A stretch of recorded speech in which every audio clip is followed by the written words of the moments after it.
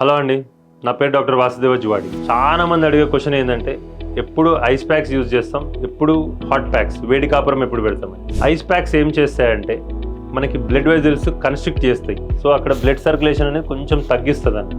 So మీరు ఎప్పుడైనా కింద పడ్డప్పుడు కానీ, లేకపోతే సర్వసాధారణం చూసేది యాంకిల్ స్ప్రెయిన్స్, కింద పడ్డప్పుడు వాపు రావడము, కొంచెం బ్లడ్ క్లాట్ లెక్క ఉండడము, అట్లాంటి ఉన్నప్పుడు ఐస్ ప్యాక్స్ పెట్టాలి.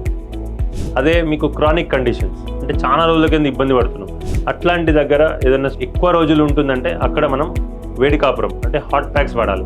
హాట్ ప్యాక్స్ ఏం చేస్తుందంటే బ్లడ్ వెజల్స్ని కొంచెం వెడల్పుగా చేసి అక్కడ సర్క్యులేషన్ ఎక్కువ చేసేసి మజిల్ హీలింగ్ అనేది చేస్తుంటుంది.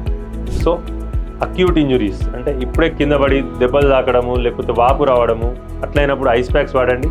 ఎక్కువ రోజులు ఉన్నది నడుము నొప్పి, మోకాలు నొప్పులు కానీ, భుజం నొప్పులు అట్లాంటివి ఉన్నప్పుడు వేడి కాపురం పెట్టుకోండి. Thank you.